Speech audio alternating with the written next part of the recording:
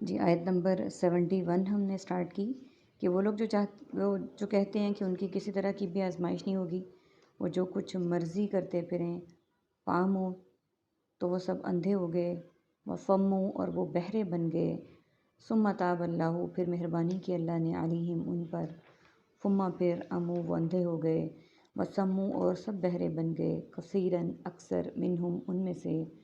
واللہ اور اللہ تعالیٰ بصیرٌ خوب دیکھنے والا ہے، بما یعملون اس کو جو وہ سب کرتے ہیں، لقد البتہ یقیناً کفرا کفر کیا، الذین ان لوگوں نے جو، قالو سب نے کہا، ان اللہ بے شک اللہ تعالیٰ،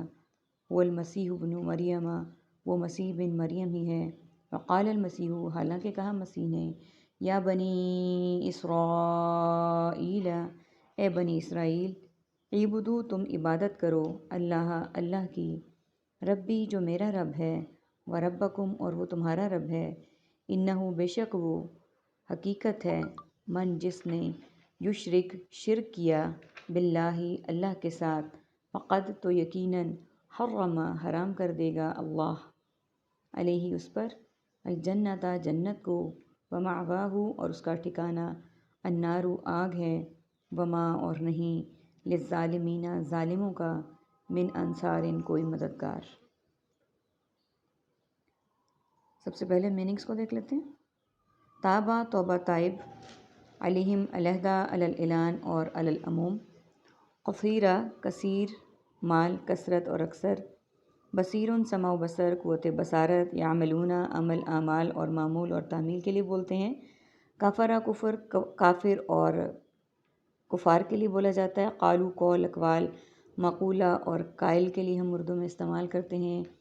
عبدو عبادت، عبد معبود اور عابد کے لیے استعمال ہوتا ہے، یشرک شرک مشرک شرکیہ کلمات اور شراکت کے لیے استعمال کرتے ہیں،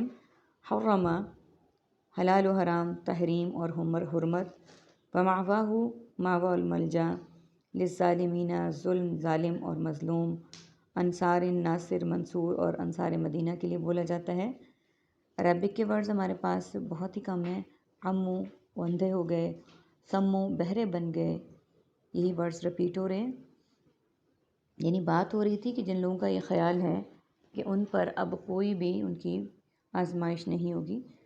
تو وہ اندھے ہو گئے اور بہرے بن گئے۔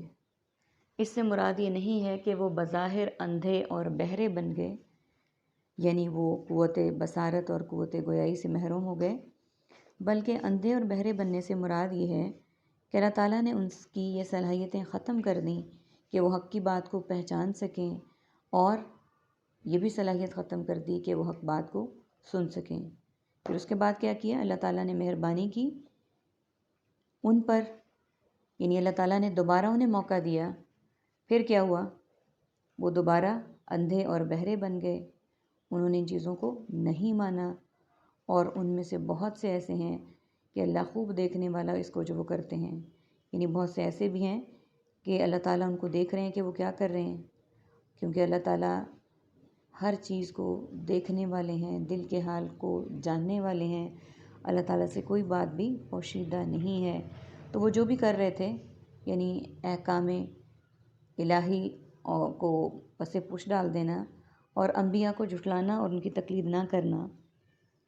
اور فتنہ و فساد برپا کرنا، ان سب کو اللہ تعالیٰ دیکھ رہے تھے۔ البتہ یقیناً کفر کیا ان لوگوں نے جنہوں نے کہا، اب ان لوگوں کی بات ہے کہ انہوں نے کفر کیا، کفر کا مطلب ہے انکار کیا اللہ تعالیٰ کا، انبیاء کا، کتابوں کا، ہر اس چیز کا جس پر ایمان لانے کے لیے اللہ تعالیٰ نے کہا کہ بے شک مسیح بن مریم ہی اللہ ہیں، یعنی اب انہوں نے کیا کہا کہ حضرت عیسیٰ علیہ السلام ہی اللہ ہیں، حالانکہ حضرت عیسیٰ علیہ السلام نے تو خود کہا تھا، اے بنی اسرائیل اللہ کی عبادت کرو، یعنی انہوں نے خود مخاطب کر کے کہا کہ عبادت کے لائق صرف ایک ذات ہے، وہ اللہ تعالیٰ کی ذات ہے، وحدہ لا شریک ہے، وہ ازل سے ابد تک واحد ہے، یکتا ہے، اس کے ساتھ کوئی شریک نہیں ہے،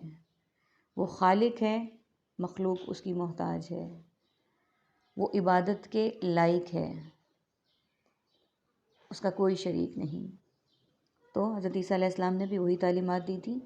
جو نبی اکرم صلی اللہ علیہ وآلہ وسلم کی تعلیمات ہیں، اللہ کی عبادت کرو جو میرا رب ہے اور تمہارا بھی رب ہے، یعنی انہوں نے واضح الفاظ میں یہ بتایا کہ اس رب کی عبادت کرو جو میرا بھی رب ہے اور تمہارا بھی رب ہے۔ تو یقیناً، اور یہ یقینی بات ہے، یعنی یہ بھی کہہ دیا کہ اس میں شک کرنے کی کوئی گنجائش نہیں ہے، یہ کلیئر کٹ بات ہے، ٹو دی پوائنٹ بات ہے کہ جو شریک بنائے گا اللہ کا تو یقیناً اللہ حرام کر دے گا اس پر جنت کو۔ یعنی جو اللہ تعالیٰ کے ساتھ کسی کو بھی شریک ٹھہرائے گا کسی بھی لحاظ سے، کسی بھی طرح سے، وہ بت ہیں، وہ غیر اللہ ہیں، وہ کوئی اللہ کا بندہ ہے، جیسے عام طور پہ کہا جاتا ہے، بے شک اللہ تعالیٰ ہی دنیا کی ہر نعمت سے ہمیں نوازنے والے ہیں، لیکن کہنے والے کہہ دیں کہ جی ہمیں فلاں کی اولاد نہیں تھی، فلاں بزرگ کے مزار پہ گئے تو اولاد ہوئی، فلاں نے یہ کیا، فلاں نے وہ کیا۔ خالق کائنات اللہ تعالیٰ ہیں، اللہ تعالیٰ ڈائریکٹ مانگنے کے لائق ہیں اور انہیں یہ پسند ہے کہ صرف اس سے مانگا جائے۔ یہ جو اس طرح سے ہے یہ سارے شرک کے زمرے میں آ جاتا ہے، یہ اللہ تعالیٰ کو سخت ناپسند ہے، اور یہی کہا ہے کہ جو شریک بنائے گا اللہ کا، یعنی جو اللہ تعالیٰ کی ذات و صفات میں کسی کو شریک کرے گا تو یقیناً اللہ حرام کر دے گا اس پر جنت کو، یعنی جو بھی شخص ایسا عمل کرے گا اللہ تعالیٰ اس پر جنت کو حرام کر دیں گے، اور جس پر جنت حرام ہو گئی تو اس کا ٹھکانہ آگ ہے اور نہیں ہے ظالموں کا کوئی مددگار۔ یعنی جنہوں نے اپنی جان پر ظلم کیا، سب سے بڑا ظلم یہی ہے کہ اللہ تعالیٰ جل شانہ کے ساتھ، ذات کے ساتھ کسی کو شریک کر لیا جائے تو ان سے بڑا ظالم کوئی نہیں ہے، ان کا کوئی مددگار نہیں ہوگا۔ اللہ تعالیٰ سے دعا ہے کہ اللہ تعالیٰ ہمیں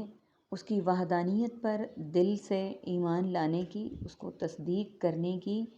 اور اس کو وحدہ لا شریک ماننے کی توفیق عطا فرمائے۔ ہم مانگیں، گڑ گڑائیں، مدد مانگیں، ہم جو بھی کچھ کریں صرف اللہ تعالیٰ کے آگے کریں، کسی غیر اللہ کو اس میں شامل نہ کریں، نہ کسی کو پکاریں، نہ مدد کے لیے مدد چاہیں، نہ ہی کسی اور طرح سے اس کی ذات و صفات میں کسی کو برابر کریں۔